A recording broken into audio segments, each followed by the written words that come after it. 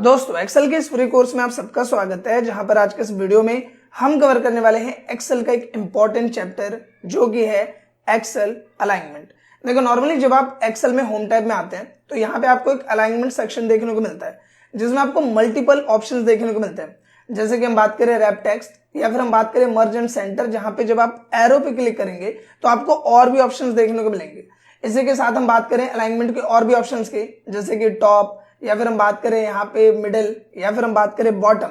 इसके साथ ही left, centre, right, साथ ही increase indent, decrease indent and यहाँ डायरेक्शन अलाइनमेंट। तो मल्टीपल ऑप्शंस आपको यहाँ देखने को मिल जाते हैं। एंड अगर आज के इस वीडियो की हम बात करें तो आज के इस एक सिंगल वीडियो में हम इन सभी ऑप्शंस को वो भी विद प्रॉपर प्रैक्टिकल कवर करने वाले हैं। सो नो डाउट कि आज का जो ट्यूटोरियल है ये आपके लिए बहुत ही ज्यादा इंपॉर्टेंट होने वाला है। आपसे बस इतनी सी रिक्वेस्ट है कि अगर ये वीडियो आपको यूजफुल और इन्फॉर्मेटिव लगे तो प्लीज इस वीडियो को लाइक और शेयर जरूर करें। तो बिना किसी देर के शुरू करते हैं इस वीडियो को। अब नॉर्मल ध्यान देते हैं कंप्यूटर स्क्रीन पे और शुरुआत करते हैं सबसे पहले ऑप्शन से, जो कि है रैप टेक्स्ट। सबसे पहले बात करते हैं कि रैप टेक्स्ट का यूज क्या होता है। देखो ये यूज किया जाता है टेक्स्ट को रैप करने के लिए। मतलब कि अगर मैं एक सेल की बात करूं, जैसे ये एक सेल है और इसमें लिखा है टोटल मार्क्स, और मान लो कि मैं यहाँ पे इसके लेंथ को कम कर देता हूं। फॉर एग्जांपल मैंने यहाँ पे कम कर दिया, तो अब यहाँ पे अगर मैं रैप टेक्स्ट इनेबल करूं, जैसे मैं इस पे क्लिक करूं, तो ये क्या करेगा कि जितना स्पेस है उसके बिहाफ पे टेक्स्ट को रैप कर देगा। यानी कि आप देखोगे टोटल ऊपर आ सकता था तो टोटल को इसने ऊपर रखा, एंड मार्क्स जो है उसे हम नीचे भेज सकते थे तो उसे इसने रैप करके नीचे भेज दिया। इसी तरीके से जैसे हम यहाँ पे स्टूडेंट्स नेम की बात करें और मैंने इसको सिलेक्ट करके रैप कर दिया, और फिर अगर मैं इसकी लेंथ को छोटा करूं तो नेम नीचे आ जाएगा। सेम लाइक हम मिनिमम मार्क्स और मैक्सिमम मार्क्स के साथ भी ये चीज कर सकते हैं। हमने इसको छोटा किया, दोनों को सिलेक्ट किया एंड रैप टेक्स्ट पे क्लिक कर दिया।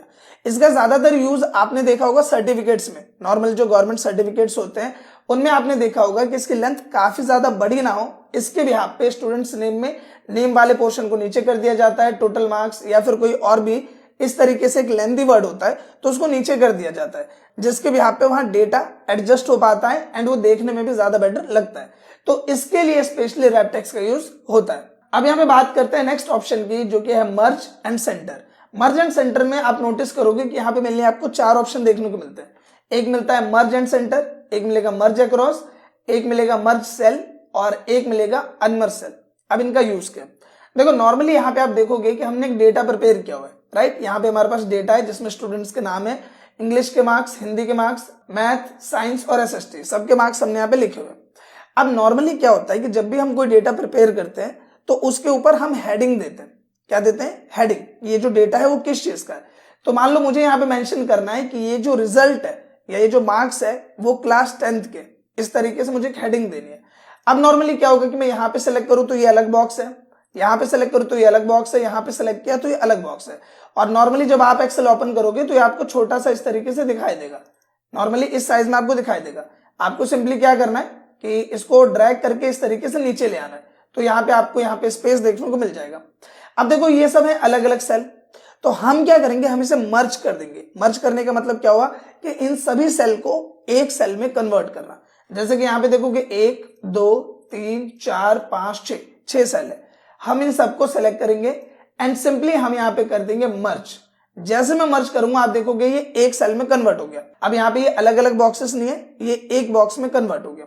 अब यहाँ पे मैं हेडिंग दे देता हूं, तो मैंने यहाँ पे लिखा मार्क्स ऑफ क्लास 10th, इस तरीके से हमने लिखा। इसके बाद हमने इसको सेलेक्ट किया। सेलेक्ट करने के बाद आप इसे बड़ा कर दो एंड नॉर्मली मैं इसको कर देता हूं बोल्ड। इस तरीके से हमने इसको बड़ा कर दिया और थोड़ा सा छोटा कर देते हैं, हम इसे 68 कर देते हैं। तो ये हमने छोटा किया एंड हमने इसको सिंपली बोल्ड कर दिया। तो इस तरीके से आ गया। जो भी कलर आपको देना आप कलर यहाँ पे दे सकते हो एंड इसको एक अट्रैक्टिव लुक में यहाँ पे रिप्रेजेंट कर सकते हो। हम यहाँ पे साइज दे देते हैं 55, ये ज्यादा बेटर लगेगा, ठीक है। तो इस तरीके से हम मर्ज एंड सेंटर का यूज कर सकते हैं। अब ये पहला यूज तो आपने समझा।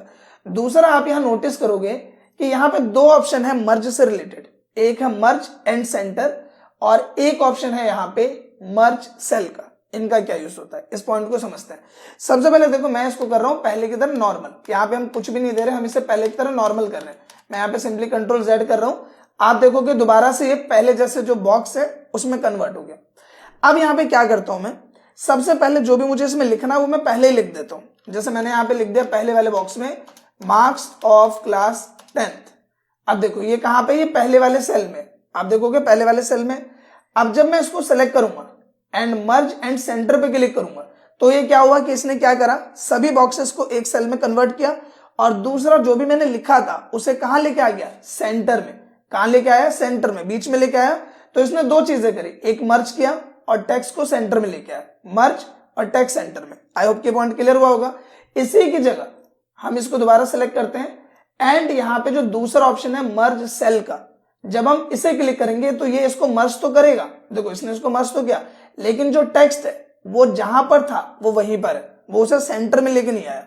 आई होप कि ये डाउट आपको क्लियर हो गया होगा कि अगर हम यहाँ पे मर्ज एंड सेंटर करते हैं, इसको बैक करते हैं, अगर हम यहाँ पे मर्ज एंड सेंटर करेंगे तो ये इसे मर्ज भी करेगा और टेक्स्ट को बीच में भी लेके आएगा। लेकिन इसी की जगह अगर हम सिंपली यहाँ पे मर्ज सेल करेंगे तो ये सिर्फ और सिर्फ बॉक्सेस को एक सेल में कन्वर्ट करेगा, लेकिन टेक्स्ट पर इसका कोई भी इफेक्ट नहीं पड़ेगा। अब देखो सिंपली हम क्या करते हैं कि हम इसको सेलेक्ट करते हैं एंड जैसा हमने पहले किया था हम इसको थोड़ा सा बड़ा कर देते हैं यहाँ पे एंड मैं साइज रख देता हूँ 58 इस तरीके से और हम इसको कर देते हैं बोल्ड। हम ले आते हैं इसको सेंटर में एंड सिंपली हम इस पे कलर अप्लाई कर देते हैं। हमने पहले की तरह नॉर्मल किया। अब यहाँ पे जो हमारे स्टूडेंट्स है, ये हमारे पास 2 सेशन के स्टूडेंट्स है। कैसे स्टूडेंट्स है, 2 सेशन के, एक मॉर्निंग बैच के हैं और एक हमारा नून बैच का है। फॉर एग्जाम्पल जैसे हमारा जो स्कूल है वो 2 टाइमिंग पे क्लासेस सर्व करता है, एक मॉर्निंग में और एक आफ्टरनून में। तो हम यहाँ पे लिखना चाहते हैं कि मॉर्निंग स्टूडेंट्स एंड यहाँ पे हम लिखना चाहते हैं आफ्टरनून स्टूडेंट या फिर मॉर्निंग बैच आफ्टरनून बैच। तो नॉर्मली आप यहाँ पे देखो कि ये जो हमारा डेटा है, नॉर्मली ये जो आप रेंज देख रहे हो, यहाँ पे सिंपली मैं क्या कर सकता हूँ, मैं यहाँ पे इसको मर्ज कर सकता हूँ। तो ये एक सेल में कन्वर्ट हुआ, नॉर्मल देख पा रहे हो आप, एक सेल में कन्वर्ट हुआ। लेकिन इसी की जगह अगर मान लो कि मेरे पास एक और लाइन है, मैं यहाँ पे कंट्रोल प्लस करता हूं और यहां से मैं क्या करता हूं कि इसमें एक और रो इंसर्ट कर देता हूं। अब देखो मेरे पास 2 रो है यहाँ पे, तो मैं यहाँ पे लिखना चाहता हूं कि टाइमिंग, मैं यहाँ पे क्या लिखना चाहता हूं, टाइमिंग। तो मुझे इसे भी मर्ज करना है, इसे भी मर्ज करना है। अब होगा क्या कि अगर मैं दोनों को सेलेक्ट करूं और मैं यहाँ पे इसको मर्ज करूं तो ये दोनों एक में कन्वर्ट हो गए। लेकिन मुझे ऐसे तो नहीं करना, मुझे इसको अलग मर्ज करना है, इसको अलग मर्ज करना है। तो इसके लिए हम क्या करेंगे कि हम दोनों को सेलेक्ट करेंगे और यहाँ पे एक ऑप्शन आपको मिलेगा मर्ज अक्रॉस, जिसमें ये कैसे मर्ज करेगा, ये रो के बिहाफ पे मर्ज करेगा। देखो इसने रो नंबर 3 को अलग मर्ज किया और रो नंबर 4 को अलग मर्ज किया। इसी की जगह अगर हम मर्ज एंड सेंटर यूज करते तो दोनों को एक ही बना देता। लेकिन मर्ज अक्रॉस करने से क्या हुआ कि जितने भी आपने लाइन सेलेक्ट कर रखी है उसमें सिर्फ और सिर्फ वो एक सिंगल रो को ही मर्ज करेगा, वो सबको एक में कन्वर्ट नहीं करेगा। आई होप के पॉइंट क्लियर हो गया होगा। तो हमने यहाँ पे लिख दिया टाइमिंग ऑफ स्टूडेंट, इस तरीके से सपोज हमने लिख दिया। ये सिर्फ मैं आपको समझाने के लिए यहाँ पे इस तरीके से डेटा प्रिपेयर कर रहा हूं। जरूरी नहीं कि आपका इसी तरीके से प्रैक्टिकल भी देखने को आपको मिले, थोड़ा बहुत डिफर आपको देखने को मिल सकता है। तो मान लो टाइमिंग ऑफ स्टूडेंट करके हमने एक पोर्शन बनाया और यहाँ पे नॉर्मली मैंने लिख दिया मॉर्निंग बैच, इस तरह से हमने लिखा। इसके बाद हम क्या करेंगे, हमने इसको सेलेक्ट किया, एक लेवल छोटा कर देते हैं और हम इसको बोल्ड कर देते हैं। हम इसे ले आते हैं सेंटर में एंड यहाँ पे कोई भी एक कलर जो आपको बेटर लगता है वो कलर आप यहाँ पे सिंपली दे दो इस तरह से। सेम लाइक यहाँ पे भी क्या करेंगे, इसको सेलेक्ट किया, यहाँ पे गए एंड क्या मर्ज अक्रॉस। आप देखोगे पूरी रो यहाँ पे मर्ज हो गई, यहाँ पे आए और हमने लिख दिया इवनिंग बैच। अब देखो दोबारा से मुझे इसमें भी कलर करना है, टेक्स्ट को बोल्ड करना है, काम करना है। तो वो ना करते हुए हम क्या करेंगे, हमने इसको सेलेक्ट किया, फॉर्मेट पेंटर पे क्लिक किया। अब देखो ये जो फॉर्मेट है इसके अंदर जो हमने एडिटिंग करी वो कॉपी हो गया। आपको यहाँ पे आना है और एक सिंगल क्लिक करना है। आप देखो कि वही सेम फॉर्मेट यहाँ पे अप्लाई हो गया, हमें दोबारा यहाँ पे मेहनत करने की जरूरत नहीं पड़ी। आई होप कि ये जो पॉइंट है वो आपको क्लियर हो गया होगा। इसी के साथ अगर हम बात करें लास्ट ऑप्शन की जो कि है अनमर्ज सेल, तो अगर मैं इसको सेलेक्ट करूं एंड मैं कर दूं अनमर्ज तो ये पहले की तरह बॉक्सेस में यहाँ डिवाइड हो जाएगा। देख पा रहे हो ये अलग अलग हो गए यहाँ पे। तो नॉर्मली यहाँ पे क्या किया हमने कि अगर हमने किसी भी एरिया को मर्ज किया है, जैसे आप यहाँ पे देखोगे मैं इसे ऑल बॉर्डर कर दे रहा हूँ, जैसे मैं इसे यहाँ पे मर्ज कर दूं तो यहाँ पे नॉर्मली एक सेल में कन्वर्ट हुआ। लेकिन अगर मुझे इसे पहले जैसा करना है तो मैं इसे क्या करूंगा, अनमर्ज कर दूंगा, तो ये क्या हो जाएगा, ये पहले जैसा हो जाएगा। आई होप कि ये पॉइंट भी आपको क्लियर हो गया होगा। अब यहाँ पे बात करते हैं नेक्स्ट ऑप्शंस की, जो कि छोटे छोटे ऑप्शंस हैं एंड आपको बहुत ही इजीली क्लियर हो जाएंगे, जो कि अलाइनमेंट के ऑप्शंस है। देखो नॉर्मली आप देखोगे हमारे पास एक डेटा है यहाँ पे, ठीक है, हमने इस डेटा को सेलेक्ट किया।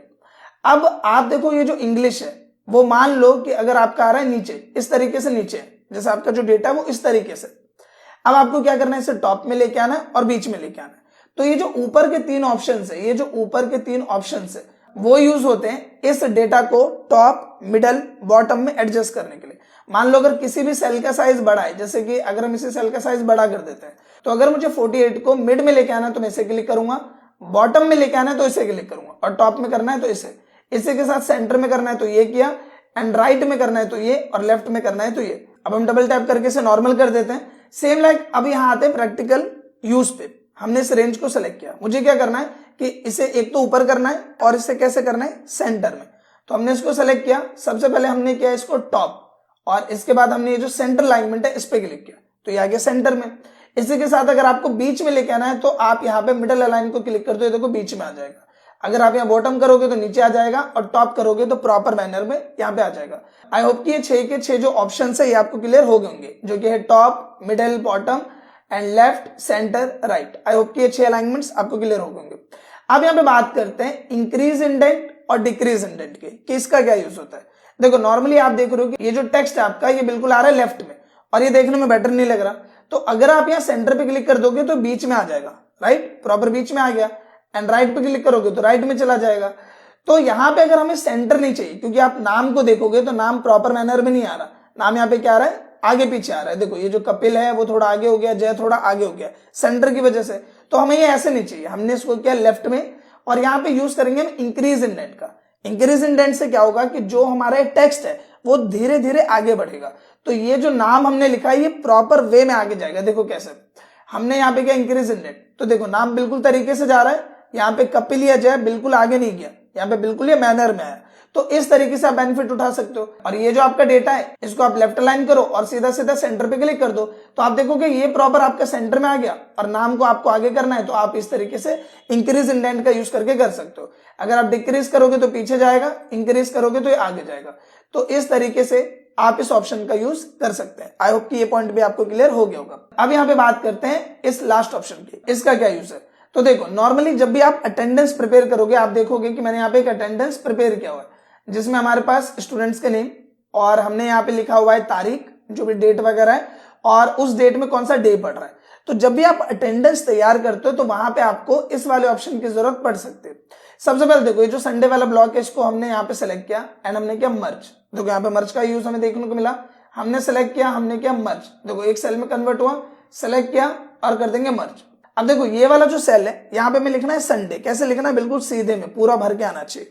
तो हम यहाँ पे लिखेंगे SUNDAY, संडे, हमने लिखा संडे। अब देखो प्रॉपर वे में तो आ नहीं रहा, और हमें लेके आना है बिल्कुल सीधा। तो नॉर्मली आप क्या कर सकते हो, आप यहाँ पे जाओगे एंड यहाँ पे आपको ऑप्शन मिलेगा वर्टिकल टेक्स्ट का, आप इस पे क्लिक करो। देखो ये प्रॉपर वे में यहाँ पे आ गया, आप इसे बड़ा कर दो, इस तरीके से यहाँ पे आ जाएगा। एंड आप देख सकते हो कि प्रॉपर वे में यहाँ पे आ गया। हम 30 का साइज कर देते हैं, एंड यहां से देखो अब इसका भी यूज हम कर पाएंगे, हमने इसे कर दिया बीच में। एंड जो भी कलर आपको देना है वो कलर आप यहाँ पे दे दो सिंपली इस तरीके से। जो भी कलर आपको रखना है वो कलर आप यहाँ पे रख सकते हो। फिर सिंपली हमने क्या किया, हमने इसको कॉपी कर लिया, यहां से यहाँ पे आए, हमने किया पेस्ट, यहाँ पे आए और हमने किया यहाँ पे पेस्ट। तो इस तरीके से आप इस ऑप्शन का यूज यहाँ पे कर सकते हैं। इसमें आपको डिफरेंट अलाइनमेंट्स देखने को मिलते हैं। मैं थोड़ा सा आपको शो कर देता हूँ, जैसे हमने इसको सेलेक्ट किया, मैं थोड़ा छोटा कर देता हूँ इसे। आप यहाँ पे जाओगे तो आपको ये वाला ऑप्शन भी देखने को मिलेगा, आपको यहाँ पे और भी एंगल्स देखने को मिलेंगे, आपको ये रोटेट का ऑप्शन देखने को मिलेगा। इसके साथ ही आप यहाँ पे इस तरीके से इसे यूज कर सकते हो। तो डिफरेंट ऑप्शंस आपको देखने को मिल जाते हैं। और अगर आपको इसे पहले जैसा नॉर्मल करना है तो आप कैसे करोगे, आप देखोगे यहाँ पे एक ऑप्शन मिलता है फॉर्मेट सेल अलाइनमेंट का, आप इस पे क्लिक करो। एंड क्लिक करने के बाद ये जो आपका ऑप्शन है इसको आप कर दो 0 और कर दो ओके। आप देखोगे पहले की तरह नॉर्मल हो जाएगा। तो करना क्या है कि यहाँ पे गए, जो भी आपने ऑप्शन चूज किया वो ठीक है, यहाँ पे जाना है और सिंपली आपको यहाँ पे 0 डिग्री सेलेक्ट कर लेना है। बाय डिफॉल्ट सेलेक्ट मिलेगा, नहीं मिला है तो आपको 0 लिखना है एंड ओके कर देना है। ये आपका पहले की तरह नॉर्मल हो जाएगा। तो आपको सिंपली इस ऑप्शन पे जाना है, फॉर्मेट सेल अलाइनमेंट पे क्लिक करना है एंड यहाँ पे सिंपली सेलेक्ट करके ये जो आपका 0 वाला पोर्शन है इस पे सेलेक्ट करना है और कर देना ओके। आप देखोगे पहले की तरह नॉर्मल यहाँ पे हो जाएगा। आई होप कि दोस्तों जो ट्यूटोरियल है ये आपको पसंद आया होगा एंड इस ट्यूटोरियल में जितने भी टर्म्स हमने कवर किए वो सब आपको क्लियर हुए होंगे। अगर वीडियो आपको अच्छा लगा है तो प्लीज इस वीडियो को लाइक करें, शेयर करें, साथ ही कमेंट करके अपना फीडबैक जरूर दें। मिलते हैं नेक्स्ट वीडियो में, तब तक के लिए थैंक यू।